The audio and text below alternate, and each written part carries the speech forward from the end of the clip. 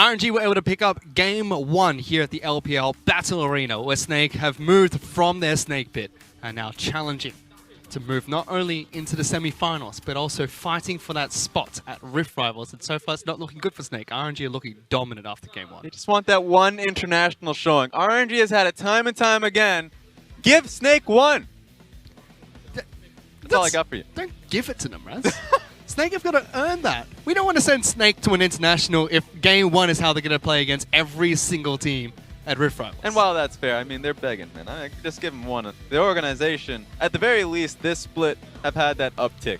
I've tried very hard. So let's talk about that. They've Okay. had a great split. They were able to take down EDG both times they faced them. And the start of the split, you know, the first match didn't look good, but since then, in the middle of the season, moving into cross-conference, they looked okay.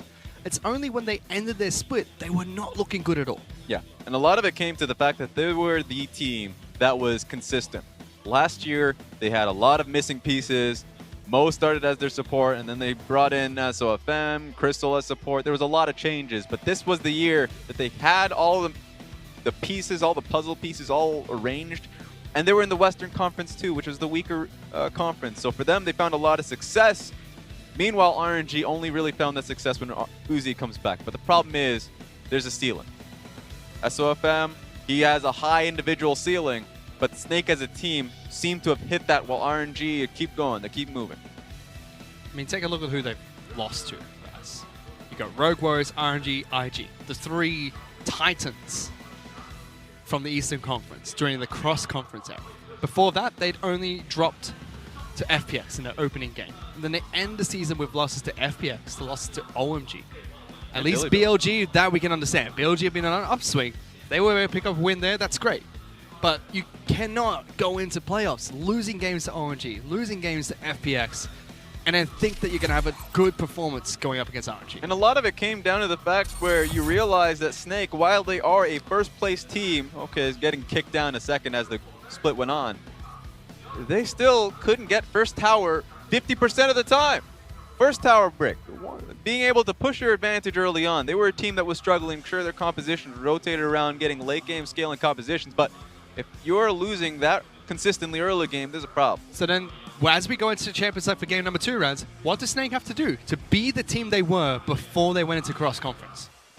It's rough. Last game, game 1, was supposed to be the showing of play towards Flandre, have pressure from both top side, top lane, and mid lane. It's not going to help now that they're on red side, so even if you give them the top and mid lane priority, they can't pressure into red side jungle unless they have a strong bottom lane. So I want to see what they can do. But they've already changed their draft slightly. Yes, Karma gets given over to RNG again as they ban out Camille, Rise, and Cassiopeia, but this time Swain will be locked in for Snake. Picked up probably by Flandre in the top lane. SOFM gets his Trundle jungle again with Kai'Sa, Caitlyn, and Sion banned out by Snake. And this is fair because Swain, once he does ping level 6, can have a lot of pressure just because of how often he's able to rotate his Qs, about 3 seconds in terms of cooldown. They were able to face that when they were going up against Shahu. The real issue of last game wasn't necessarily the picks, but how they were utilizing them. So now you have Trundle jungle. Oh. But just before we get into this one, Trundle jungle, I don't want to see Trundle jungle ganking. I want to see him invading a little bit more often and getting skirmishes. But yeah, you're right. RNG picks up the lovers duo. Uzi and Ming have been practicing it in solo queue. We criticize Uzi of not playing Xayah frequently in competitive matches. And you'd have to think that's an opportunity where Snake could have locked in the duo as their bottom lane AD carry and support. But they go for the Swain pick instead. They go for Trundle instead. Now they've given over one of the most powerful combos in the bottom lane to one of the most dominant AD carry and support duos in the league. Yeah, Breton in their boots. You have to expect that there's something that they could play up against it. Now remember that a few counters have been coming up recently. Caitlyn Morgana is one of them. Only problem is Snake themselves banned Caitlyn.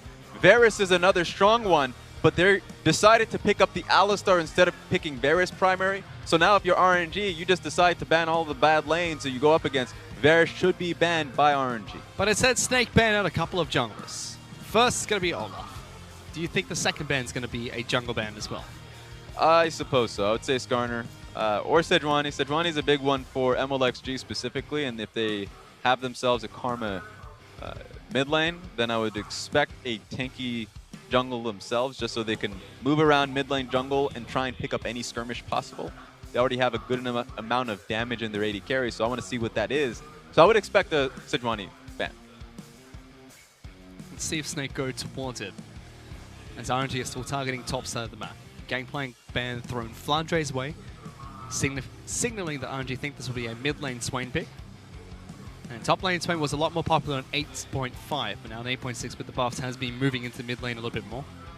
There we go. There's a Sejuani ban that comes out from Snake. The reason why this was a long time before they ended up banning it is because the other jungle option is Skarner as well. They could have also banned Skarner. The only issue is that Sejuani is a lot easier to get the ganks across. Use Fog of War in the mid lane, and you can just Q in, throw an ulti, and suddenly that's a free kill for yourself. So there's too much long-range CC potential the side of RNG. If they get their hands onto the Sejuani, at least there's counterplay when you go up against the Skarner. Final ban that came out from RNG is going to be on. This time Crystal says, you know what? I'm going to play the Ezreal this time, Uzi. Very safe bottom lane duo in the Alistar Ezreal combo. Now, I'm also surprised here because I also mentioned that Varus is another one that they could pick for themselves. Now, the change up here is picking Ezreal. Sure, you have Poke versus Xayah and Rakan. That's fair. But you're never going to be able to convert that into anything. And also, you just descale once you get into the later portions of the game. So this is a mid-game centric composition from Snake, a team that has problems mid-game. So I want to see what Snake can do with Ezreal and Alistar on the bottom side of the map when they know they're going to get pushed in once again from the Xayah and Rakan. We'll have to see. But MLXG, he's locked in Gragas as his jungler of choice here, as Let Me probably going to be playing Gnar in the top lane. Snake have their counter pick for either top or mid, depending on where they want to send Swain. Yep. The pickup, the Gnar pickup is really good just because you already mentioned it. It's blind, does well in its bad matchups just because he has a very long boomerang toss to be able to get farm for himself. So Let Me should feel comfortable since he's gone towards the Gnar time and time again. FLICKR was talking about it earlier, as this could be a Vladimir in the top lane for FLICKR. His champion pool was hit with a couple of nerfs earlier on in the split. Now here's his options. Does he play Swain or does he play Vladimir here, Raz? That's the big one. I think the greatest thing about Guoguo is the fact that he shares a lot of champions with FLICKR. When Guoguo first came onto the scene last year, it was on Orianna and Vladimir, so that can just be switched. You'd have to look towards the 20-second mark to see if it gets swapped again, but FLICKR going towards the Vladimir, possibly. Yeah, he's already swapped to Ignite, so that's a spoiler alert. I want to see the heal or Smite, just because that's been the go-to summoner spells if he has. He wants to kill him. He's going to suppose. try and kill him in the top lane, Raz. It's gonna be rough. But it's going to be FLICKR picking up one of his signature picks of Vladimir. How the heck do Snake engage a team fight? Because besides Alistar's committal CC, I don't see too much else coming out from Snake's team comp. Yeah, it's going to be around flank positions. Now, Alistar, you're right, is the only point of focus if they can go in for an easy headbutt pulverize. But this is why I'm okay with it, because when they team fight with Vladimir, FLICKR has been exceptional at proper flank positions. So I want to see what he can do here, because throughout the regular season, it's been spot on. Against a Karma, a Xayah Rakan, a Gragas. Champions that are well known for disengaging, Raz. Yes, Rakan can engage himself, but can protect Xayah very well too. And while that's the case, biggest worry about Gragas, not the Sejuani, of course, that we're seeing him on top of a pig, but the Gragas, is that you want to utilize your ulti to disengage. Problem is that if you're getting flanked by a Vladimir, you throw your ulti at him, obviously you can just pull, or if you get the Vladimir away, you have multiple positions to worry about. So I'm more worried about the mid-range that Xayah has going up against all of these mid to long-range mages. Going to be curious to track. RNG were very dominant in game number 1, and Snake have changed their draft heading into game 2. We'll have to see if it's going to be enough. Let's get on to the rift. Game 2, RNG taking on Snake Esports.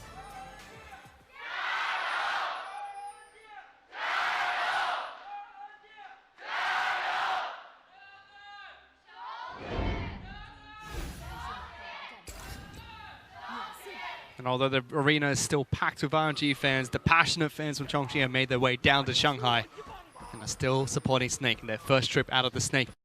And it could potentially be their last, Raz, for this split, if RNG are able to pick up this series and move themselves not only into the Rift rival spot, but also progress into the semifinals.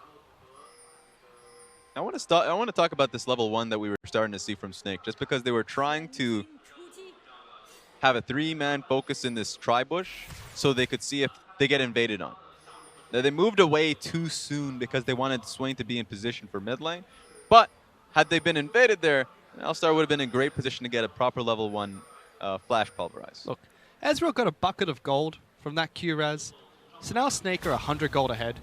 And they will be for a lot of this match now. They're in the lead, Raz. I have faith in Snake now. Oh, is it that easy? I mean, that's how it works, right? You get the early lead, you tend to, snowball the game to victory. That's right. Yeah, one of the mental for RNG members would just be, at 15 minutes, let's get out of here. I can't handle the lead that they have in lane.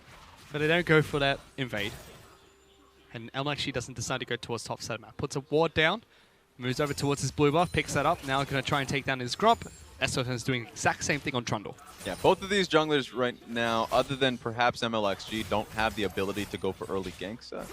Reason why I don't think MLXG will go for it is just because he doesn't have the necessary setup tools in both mid and top lane. So it should just be them trying to get as much vision out in their first clear to see if they're Scuttle Crabs, just to get any insight in where SOFM is going. But SOFM has actually tried a very new thing by not going red side.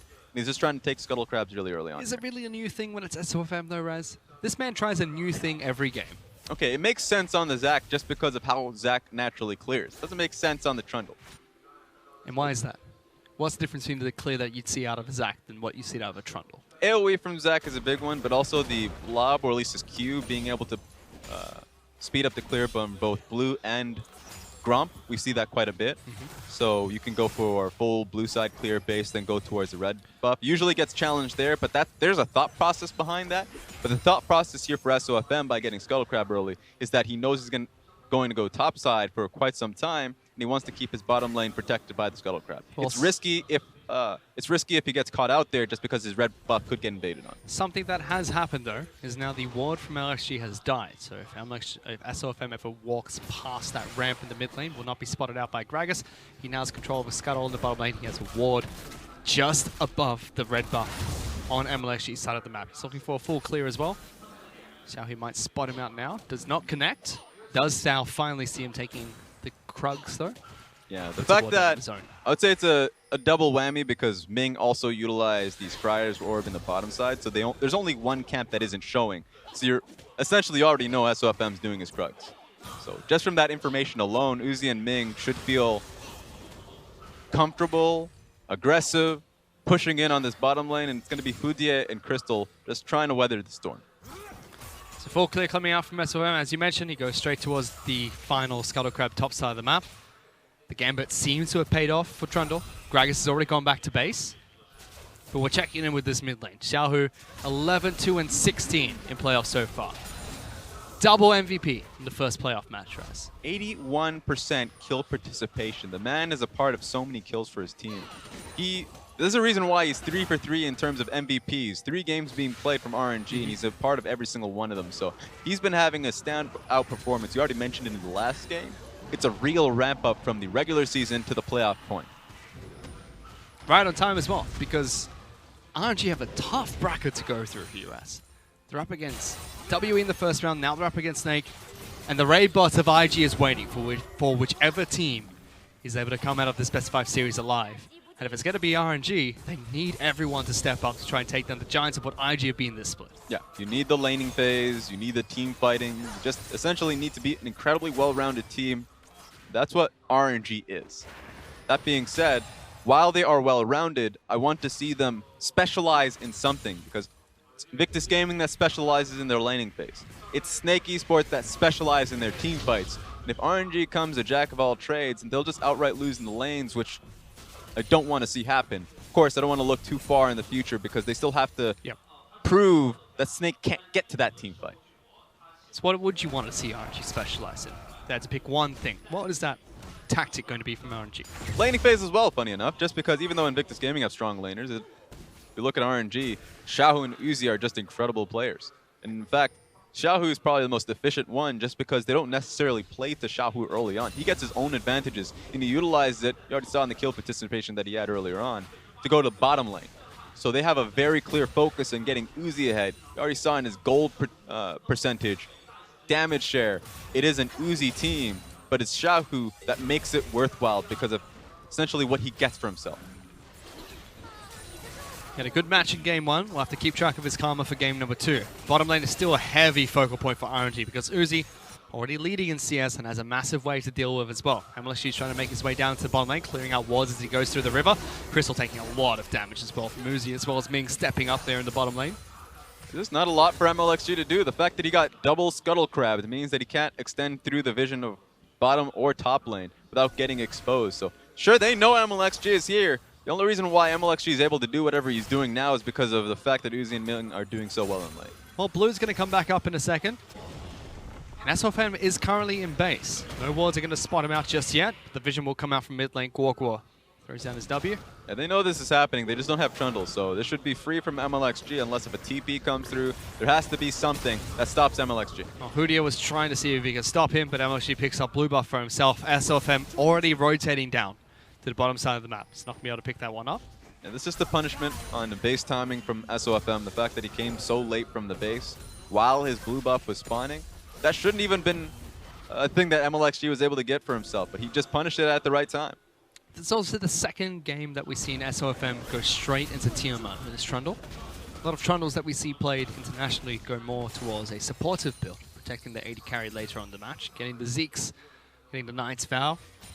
SOFM looked like a pseudo-tank in that last match. We didn't see too much from him though. He was shut down very early into the game by MLXG. Yeah, the concept of course is that with your ultimate, you get a lot of free resistance for yourself anyways, and you're a single target damage champion, so getting a bit of faster clear time works for you. Well, he's looking to try and go for a gank at the bottom lane, diving behind both the inner and outer turrets. This gives Crystal some breathing room against Uzi and Ming.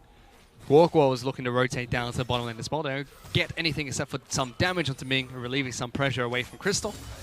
Yeah, the result is just pretty unfortunate for Snake. The fact that all of that was a strong setup, but there hasn't been any bit of working on that tower anyway. So it'd take a long time for them to actually get the tower for themselves. Ooh. Again, being aggressive in this bottom lane. Uzi as well as being not afraid to step up. It's level 6 at the moment for both AD carries. Crystal tries to arcade shift away, flashes away from Ming's initiation as well. How much she was waiting in the wings there, as it could have been a pick for RNG. Yeah, Crystal has a big brain. The IQ is there. Big brain Crystal. Big brain. Massive IQ. Just saw that Ming was looking at him. He was like, all right, it's usually the hardest ability to be able to dodge from. The ulti flash from Ming. It did get nerfed a few patches ago. The hitbox on the ultimate is now a lot smaller than it used to be. True, you just have to be closer. But even if you're in mid-range, now you just get a heads up that he's in range to do it. So you have to still predict it from like when it happens. Something SOFM's taking Raptors, Raz. Yep. Takes Raptors away from MLXG, even when MLXG's on the exact same side of the jungle. Not afraid to tell Xiaohu where he is. He's wandering through mid lane, allowing Guokwo to take a negative trade. It's just a challenge time and time again. It's like, I took your Raptors. You can't take mine. If you look towards it, I have a Swain that's pushing in, and I'm just a stronger champion. So it's good decisions from SOFM ultimately. It's just getting the experience and gold lead for himself. Yep. I just want to see what it turns into, because it doesn't matter if he gets the lead, and if he can't, then, of course, push that lead elsewhere, to the top lane, to the bottom lane. He needs to start pressuring on the map. It is a nice CS lead for himself. 20 CS up over MLXG at the moment. Rift Herald is about to spawn as well. Finally checking in with the top lane, which has once again been an island between Let Me and Flandre, the same way it was in the last series. But this time we have pseudo carries being played by both these players. Let Me on Gnar. Flandre is going to be picking up Vladimir, already completing his first item, Shirelia's Reverie. Shirelia's Reverie. It is now an ability power health-based item, so it makes sense for Vladimir to pick it up. 480 AP, so it's still decent. It's still decent. I was wondering what, of course, the Vladimir's of today would go towards, if it's the Spooky Ghosts that also has a similar AP value, or the much better option Shirelia's, because it also has the HP on itself as well. And the active is just crucial. Exactly. Flandre's going to try and flank. That's a big difference, because remember when the support items got nerfed, that was the best thing about having the AP support item for yourself as Vladimir, because you also got the speed boost off of abilities. Now you can just get the active off Shirelia, so it's still the same benefit. Gotta go fast, and when you don't pack too much initiation from the side of Snake's team comp, the faster you can go, the better. But they're collapsing into the bottom lane. Teleport's being thrown down by Snake as well. Uzi and Ming trying to go back away from this one. Initiation onto Ming, but he dives straight back in against SOFM. Trying to go dueling against MLXG. Flashes away, not going to be enough. Xiaohu gets first blood. Teleport gets cancelled on the top side of the map as well. Yeah, great cask from MLXG to make it even harder to look for a gank. So, yeah, I don't know, man. Crystal and Houdier, they're trying to defend this, but I think they have to concede. Well, Gorgo is making his way down as well. It could be first blood and first turret to RNG if they're able to continue this pressure. Houdier jumps in, takes a bit of damage, locked down by Uzi as well as me. Crystal, why are you going forward against that? He takes half his health and damage as well. RNG going to continue pushing. Guoguo's looking to try and make his way down to the bottom lane. Has Flash available, has the ultimate available as Swain as well. Yeah, Guoguo had to come bottom lane. They didn't know where Xiaohu was. Xiaohu could have very easily stayed bot. Most mid laners would, and then they can just force the dive. So he made the safe option. He just lost an entire wave because of it. Lost an entire wave, and half his turret's health is taken down the mid lane as well. Xiaohu has a 20 CS lead. Good damage coming out from Guoguo against Karma, but Xiaohu frankly doesn't care about that damage at this point in the game. He definitely doesn't. At this point, you just really need Guoguo to get his first item. It looks like he's working towards the Abyssal Mask. So once he gets Abyssal Mask, he'll be able to walk up a little bit more aggressively. But Seraph is already complete for Xiaohu. Ultimate gets popped by Guoguo as well, trying to chase him down. Not going to get anything from it. Good move by Xiaohu. That's all the soul shards from Swain gone. Exactly, and that was his first ulti as well. So first ulti is usually the easiest one to get the most damage out of, just because that's when you can make the benefit of your full soul shards. So just baiting it out. Now Guoguo has to work on it again. Where are you running? Gonna go fast, Raz. It's like NASCAR. He takes another left turn. And then they go back to farming, because that's top lane. Yeah, why are we even looking up there?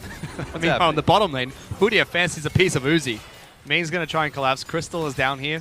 Just stops Uzi from getting any further damage on this turret. It is so low. A few more auto attacks would take that down. Yeah, and to focus on... Oh, okay. Okay, perfect. That was cute. But to focus on what happened in the bottom lane last time when the dive tried to come through from Snake, I like the concept. It's just very hard to make the gank worthwhile when you're going up against Xayah or Kron. It's so safe. Another dive here. Oh, here's the dive from RNG. This time, Ming gets the combo down. Crystal's locked down underneath his turret, trying to defend against Uzi and Ming. Very low on health, going one-on-one. Ultimate gets used by Uzi, denies the aggro from the turret. Meanwhile, Letme's able to teleport it to the bottom lane as well. Gets the extra kill for RNG, and first turret falls to the team as well. Just so easy from RNG. They knew that Hudia and Crystal were being stubborn under that tower. So they just...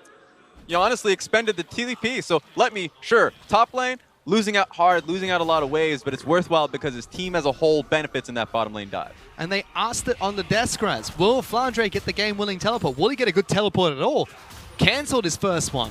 Letme has the teleport advantage. He makes the first proactive play from the top lane in this series. It's just so hard. And this is where you look at a Xayah Rakan lane, and you're like, especially versus Snake, and you do not want that being played. Because Flandre, in this scenario, he would have went for the TP flank, but it's so hard when both of these champions, both Xayah with her ulti and Flash, and then Ming, of course, has two ways to just go towards wherever Xayah is to get out of that scenario. Still has his charm, still has the Flash as well tagged with him. So it's just so hard to make those dives work, to make those ganks work, when there's just so many ways to get out of it. Flandre is able to chip away at top lane, out to turret. Doesn't matter, because Uzi as well as Ming have rotated towards top side of the map. They're going to continue pushing against this outer turret in the top lane. Cloud Dragon gets taken down by RNG as well. 2,000 gold in the lead. Looking strong. Very similar to their play that they made in game one. This is just weird lane assignments from Snake. I guess they're trying to go for a gank here. Trying to lock down Xiaohu. Pillar is able to pull Xiaohu back. The chains are going to connect. Locking down Guoguo just forces a summoner spell. That's all they get. Yeah, and Xiaohu just has to survive. Speaking of surviving. Yeah, heal keeps you nice and topped up. Ming. Heal Uzi. Oh, no. Okay. Oh, my God. Are you kidding me? He's going in, Raz. Flandre wants a piece of these two, but he's not going to get anything else except for that. Gets the heal out of Uzi, and a knight comes out of Ming, and meanwhile, they're trying to chase down the mid laner from RNG. Guoguo going to get locked down. Smite goes down to MLXG as well, trying to use that ultimate damage. Collapse on MLXG. Body slams over the wall. Gets away from the damage. Bottom lane, though. Snake looking to pick on Letme. Flash forward for Crystal. Arcade shifting in. Knocks them both back. Boulder connects as well, slowing down the AD carry. They will get the turret, but Letme, he survived. Every single lane is trying to look for the outplay. I was just trying to see how Snake, their lane assignments weren't looking too hot because Vladimir's in his 1v2 lane. He's going to lose that tower. And then the bottom lane for Ezreal and Alistar was just behind pace. But it just doesn't matter because they tried to challenge for the kill and they were so close to getting it. They're still pushing through here though, Raz. Letme is very low, still in mini-Gnar. Crystal even arcane shifting forward, trying to be as aggressive as possible. Both turrets full, bottom lane outer as well as top lane outer. RNG still in favor, 2-1 in turrets. That just makes it so fun watching a Snake game. Bottom lane, try to outplay or at least try to dive the Gnar. Top lane, Flandre just goes in. So I just want to see so much more of that because they're just not calculating what Flandre sees. So you almost got the kill onto Uzi with just that burst. Almost, but almost is not enough at the moment, Raz. Flandre again has a lead over Letme in the top lane. Letme's happy to play facilitator though. He is on Gnar. He can be a carry, but as long as he keeps FLICKR in check, that's the highest share of damage for this side of Snake, for a top laner. I will say that the difference between playing the carry of Vladimir and Fiora is completely different in the sense that you can still split push, but you also have a massive team fighting strength as well. Which we didn't see from Snake in the last match. Once RNG were able to get a similar lead to what they have now, it was pretty much game over. Now they've got a fighting chance if FLICKR can find those flanks. And he has teleport to do it with as well this time. He was looking to see if he can get a flank here. Just take a look at his positioning currently. He's thinking about it. A little bit too late for that, Raz, because mid lane outer turret's already gone. Every single outer turret taken down by RNG. MLXG is still holding on to the Rift Herald buff as well. Yeah, it's an opportunity, but Ezreal's committed to taking this top lane tower, so we're in a position where Snake is just completely comfortable trying to trade towers. Top lane falls. Uh-oh. They found a flank onto Guokguo using the ultimate nice and early. Ming's going to try and lock him down. The healing is not going to be enough. It gets popped, but Ming picks up that kill for RNG. All right, you know what? This mid lane tower, don't want to see any more Snake members here. Get out of there. Get away from mid lane. I feel like every single time in this series, Snakes just found themselves overextended. Okay. Crystal, the only last push for Xiaohu to check is going to be the middle one. Tries to lock him down with the tethers, breaks it, teleport in the back lines coming up from FLICKR, looking for this fight. They might have clutched the Xiaohu. Hoodia makes his way to the top lane as well. Shields are not going to be enough for this Karma. FLICKR picks up that kill. SOFM still trying to run away though. And MLXG trying to collapse. Ming looking for the initiation as well. Body pop doesn't connect, but the knockback does. Locking SOFM down. Ming still trying to look for the knock up himself. Dashes forward, gets it. Uzi picks up a kill. But you know what? Snake's fighting. This is the spontaneous team fights that's we're talking about a little earlier on. Being able to get the kill on the Xiaohu was great. It's obviously just sad that SOFM found himself caught out. They don't bleed out. RNG don't get a sizable lead for that play. They might be able to knock down some damage on the bottom lane inner turret, but it's still a 2,500 gold lead for RNG. It's not growing any larger. Just take a second look at this one. This must have been the first pick off on the Guokguo. Surprise! This gets started because he's way too far up with no vision wards to the right side of this lane. So it's going to happen. It was the fate of Crystal in the last game, and now Guokguo is sharing that same fate. So what are you doing there? I would say the biggest takeaway, of course, is the fact that the vision control is not even in favor of Snake in those scenarios, because Snake has been a great team of getting those control wards down. Sure. Not necessarily defending it all too well, but still being very cognizant of it. This has not been true this series. Have they been better than RNG, though, throughout this split? Because we say, yes, they've been good at it, but have RNG been equally good at vision control, or if not better? I would say effective vision control for RNG just because they've been a team that has lane control, and then they just don't lose it.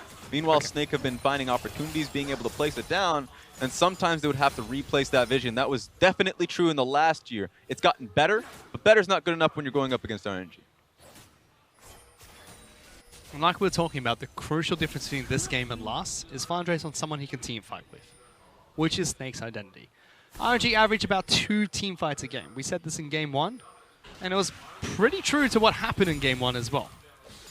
So if Snake can try and find that big team fight, find a big flank from FLICKR, similar to the small skirmishes we just saw, try and pull back the goal, try and find a way back to this match. It could help out. Guokguo, can he cancel it? Pull him back? Yes! Oh, not in time! Guokguo, you've got to click him! You don't click him, he doesn't pull back. Do your buttons right. You just had to walk up. I felt like that was a very disrespectful channeling from MLXG. Even, I would say, play it poorly because he threw it in the own jungle. I think he was trying to just put it out in the lane. That being said, he had the opportunity to pull him and he didn't do it.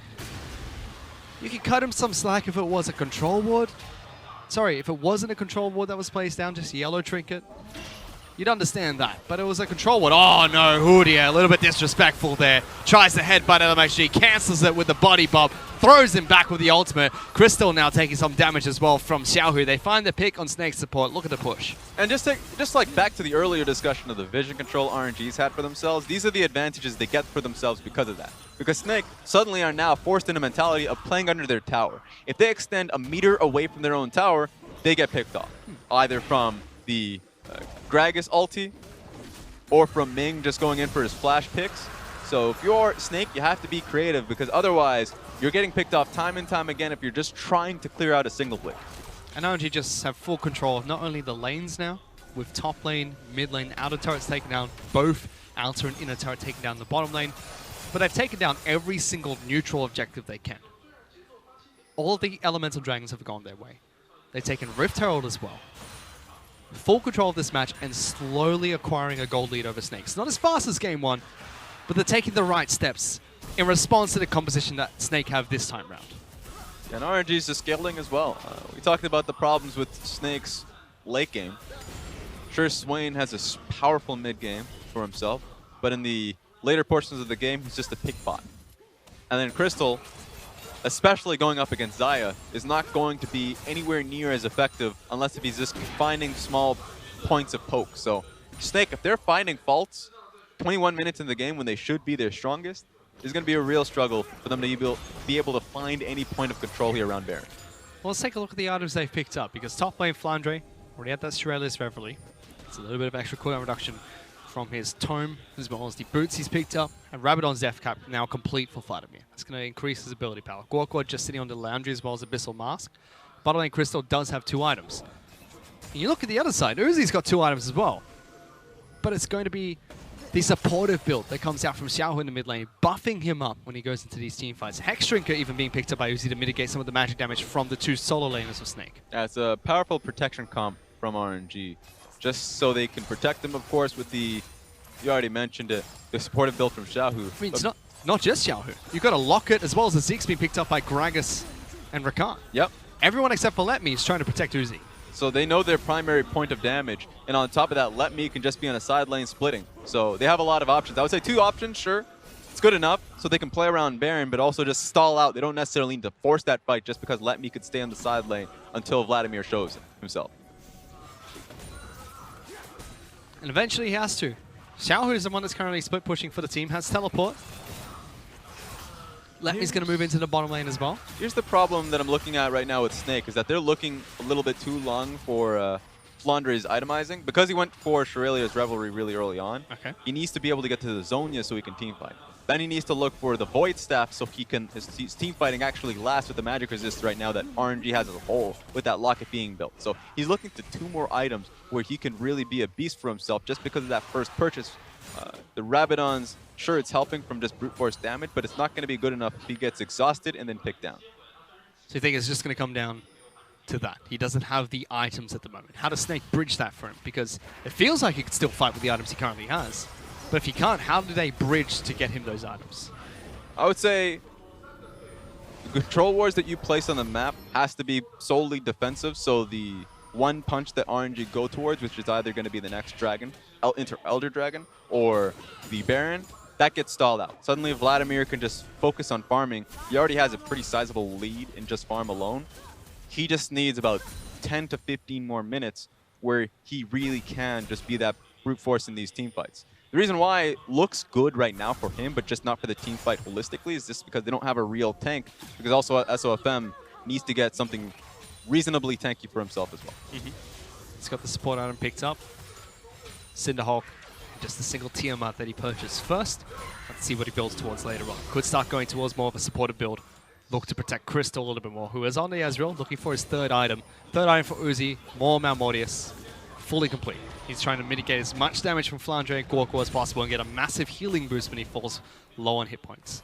Yeah, so that's really good for him. If it's not already incredibly protective to just be a Xayah in situations where you're getting dived, with Locket and all of that, he always has a defensive item for himself. Usually I would criticize it and say that's a little bit too much. You just go straight towards your Infinity Edge. You should be comfortable with the protection that you already have for yourself. Right now RNG is playing so well in this mid game that it should be a reasonable boost for this next team fight. If they lose this next team fight, then yeah, you know what? I'm judging you. Right now RNG is showing that they play well around their spikes. Could be the make or break in the next team fight though. That more keeps him alive, survives long enough, gives him the healing boost he needs to output as much damage as possible, heal back up against the burst that will come out from Vladimir as well as Swain. Potentially turn the tides for RNG. They often look towards their AD carry when they need to pull a game or 2 out of the hat. And right now, they're 5,000 gold up. Uzi, he's been playing well. He's 3-0-2 on the Xayah. He's out CSing Crystal. He did well in lane as well. Now they've got to try and find those team fights, but at the moment it's RNG who don't want it. They're the ones that are splitting up the map. They've got Let Me split pushing. They occasionally send Xiaohu towards top side of the map to split push as well. Focusing control over this red buff, focusing control over the Baron buff. This is when RNG, you're right about them not wanting a fight, because they can just allow Narc to do quite a bit. Here but they found it. SOFM just gets picked off, Raz. He walks a little bit too far forward, and RNG was still waiting for him. There's not much you can do if you're Snake. And honestly, yes, if you don't do much there, you lose vision on what you already don't have and towards the Baron. So RNG can just go rush Baron. But also, with looking what Let Me was doing, that's why RNG were happy just sitting and doing nothing at that point, just because he was already hammering down at the inhibitor turret. Now they're trying to lock down more members. Hoodie as the next target. Uses the ultimate to get away from the tether, but he's been slowed down as well. Force a flash over the wall. FLICKR using the Sanguine Pool to jump away from any more damage that comes out from RNG. Crucial cooldowns being used. Alistar ultimate, Sanguine Pool, flash being used by Alistar as well. RNG now going to try and start Baron. They should just rush it. At this point, SOFM's nowhere near it, just because he's just respawning for himself, but I guess they decided against it. They play it safe. Infernal Dragon's back up. They can take the lesser objective, which still helps them snowball into the late game, and settle for the pick that they go into SOFM as well as the control they have on the map at the moment. Speaks to how safe right now RNG's playing it, because you're right, they could have just went for a game ender there, but being able to play back and saying it doesn't matter. And it makes sense. They're ahead. They don't need to make these risky plays. They can play it slow and steady and catch out Snake like they are now. Hoodie has got no ultimate. He's got no flash. He is dead. A 4 or 5 stars coming out from RNG. Uzi is already on the front lines, keeping distance away from Gorkwar. FLICKR looking for the flank in the back lines. Pops Xiaohu. Sarah's Embrace as well as locking to try and keep him alive. Uzi on the front lines again. Going in. Gets the first kill. Gorkwar turns to Crystal. Turns to FLICKR for the double kill. Only Crystal and SOFM left alive. You're right about that one. Uzi was just walking up like the frontliner because all of the focus from Snake were on to Gragas and Xiaohu. And he makes it worthwhile. Uzi walks up, doesn't get prioritized, and he's able to get 2 kills for himself. You can never sleep on the carry of RNG because Uzi will destroy you if he's left untouched. SOFM's looking for a miracle steal. Has flash. He has smite available. RNG looking to try and deny that, but they go for it. They burst down Baron, and they look for the engage on SOFM as well. Crystal, arcane shift away. The speed up comes up through from Karma. Looking to lock him down, but he flashes out of the fight. Another summoner spell being burnt, and Baron buff to RNG. And that was a crucial team fight win, because not only are they able to get the kills, get Baron, Infernal Dragon's on the field as well. They don't want to actually lose their back timings, but after this replay, you'd expect them to look towards the Infernal. Take a look at this. The investment was already made strong. He didn't have his ultimate, so Hoodie was going to go down. And at this point, if you're Snake, it's all about the outplay potential. That's why looking at FLICKR, he was trying so hard to get the burst down, but the problem was, sure, Xiaohu flashes away. MLXG ease away, and it's all on Uzi to clean up the rest. So you did a good enough job at trying to get everyone else, but the problem is still there, and Uzi's able to get the necessary damage across and the kills. Ming played the fight beautifully as well. You had the trio of Let Me, MLXG, and Xiaohu keeping the backline of Snake occupied, making sure Crystal and FLICKR had little to no impact, and then Ming protecting Uzi at the start, making sure he found the right initiation to jump onto FLICKR as soon as he came out of that Sanguine Pool. And even though I slightly criticized them for not focusing towards Xayah, it's hard to do so, especially when you're going up against Uzi, and you know that at the moment you spend necessarily ulti on him. If I'm looking at FLICKR, if he tries to do the same thing he did to Xiaohu, immediately Uzi just uses ulti and just exhausts all of your burst. He didn't want that happening, so they waited until Uzi uses his ulti to then try and focus in on him. It was just far too late the moment it happened. So what's next for Snake? Because now 9,000 gold behind against Baron buff, against 3 elemental dragons picked up by RNG. And Uzi, who's on 5 items. 3 more being picked up by his allies to protect him, and they've already killed an AD carry. This is not looking good for Snake. Hoodie is going to fall as well. Let Me is trying to go mega as fast as he can, constantly trying to chase down SOFM. Tanking turrets doesn't care at the moment. They find a pick out of nowhere and bottom lane from Snake is gone. Yeah, Crystal thought he had enough damage just because the first poke on Uzi was pretty large, but guess what? Ming's right in front of him, and he's an engaged support. What do you expect? This is looking like their match against Team WE all over again. We mentioned Snake, they've not been looking good towards the end of the spring split. RNG have been surging towards playoffs, and Game 2 is as dominant as Game 1 so far. It's a big call out for the next, of course, team, Invictus Gaming. Because honestly, it's RNG just making the run and saying that we're good enough. So how does Snake stop them from getting there? Because they still have a series in their hands. They still have this match. There is somehow a possibility for Snake to turn this one back around. But if not, they've still got an entire series on their hands. They can try and find the reverse sweep if they drop it here. Honestly, it comes down to thinking about the next objective. Because I was questioning the Ezreal and Swain because they haven't been a strong mid-game team. I wanted to see something a little bit more late-game scaling so they can challenge in teamfights. Well, it seems like Snake have that one final Hail Mary play. Gorkwar only on 3 soul shards at the moment.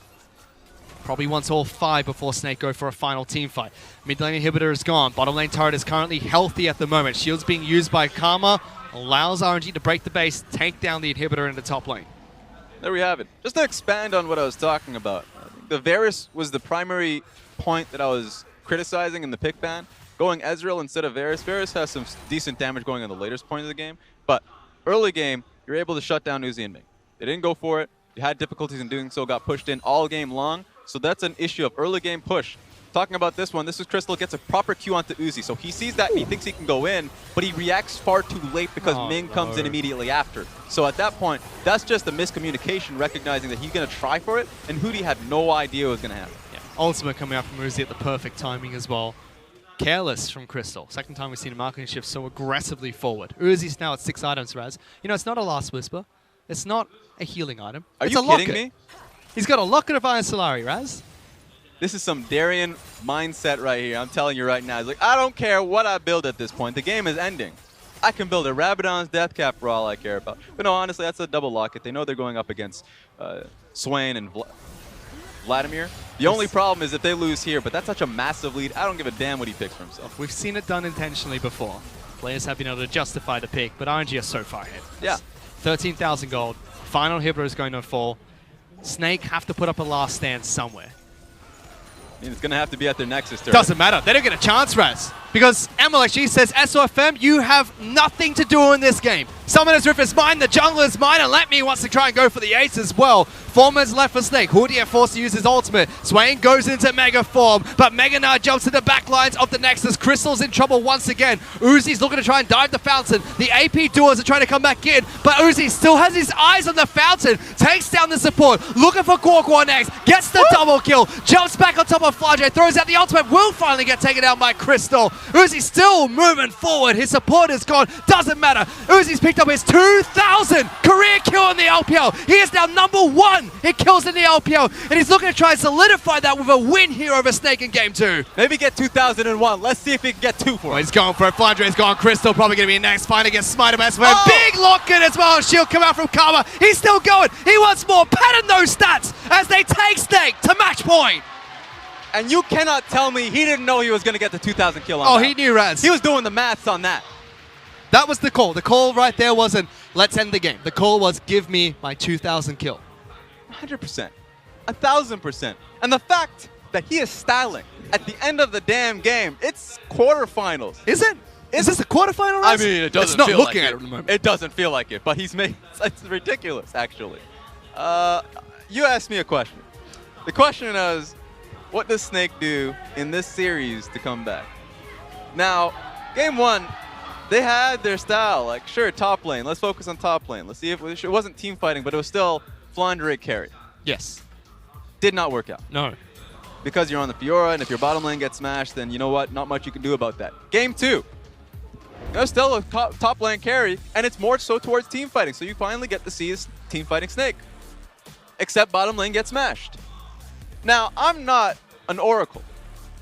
I don't see into the future, but I'm certainly seeing a bottom lane getting smashed in Game 3 unless if they pick a goddamn Varus.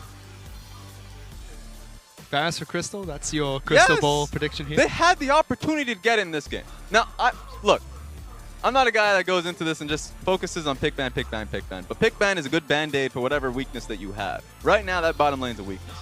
They threw 4 bans at Uzi in Game 1. Did it stop him, Rats? Well, you At what point is it the player or is it the champion? Look, it is the play. But you nail it with the bans, I want to see the picks.